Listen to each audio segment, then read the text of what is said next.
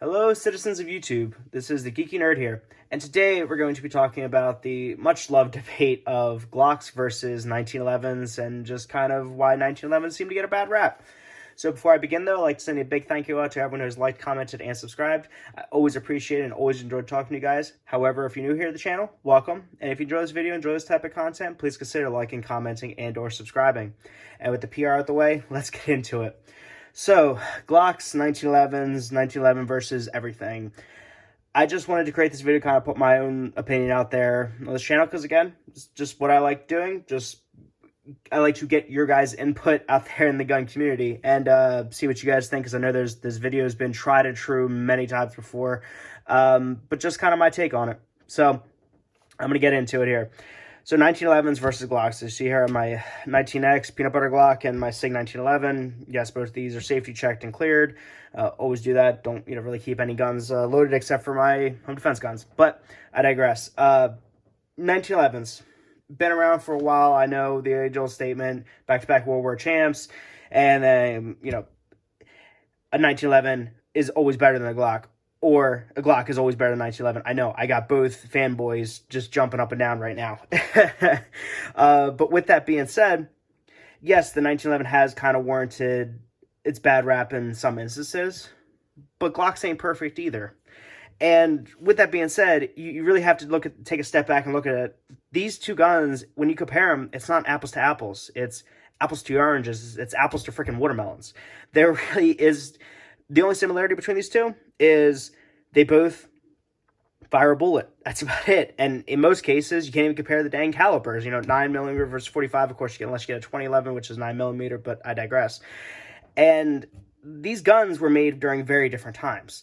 So you have to look at it like that. And bottom line, what it comes down to is whenever, some people say, oh, don't buy a 1911 as your first gun, don't buy a Glock as your first gun, I call bull.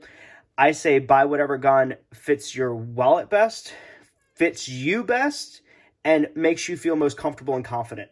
If it's a 1911, forget what everyone says. Don't buy a Glock as your first gun. Buy a 1911.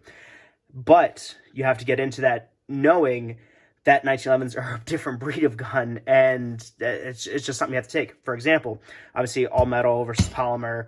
I could do a SIG comparison as well, but 1911 really is its own kind of category gun. It has to be more well maintained. It has to be lubricated a bit more. It's more touchy to dirt, more touchy to environmental things. It has a safety. It has a hammer. It's single stage. You have to cock it. It has a single stack magazine versus double stack. Takedown's different versus a Glock. Simple pull operation, 9mm, of course, 45 on this one. 9mm, no safety, striker fire. The little doohickey on the trigger.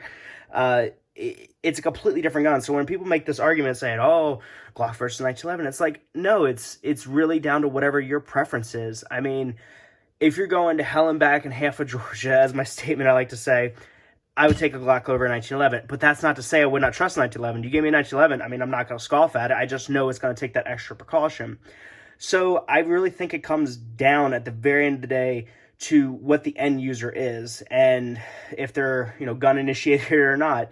If they're just wanting something to run and go and not have to worry about it and just something that just bang every time, yeah, pick a Glock, because it's pretty hard to mess them up.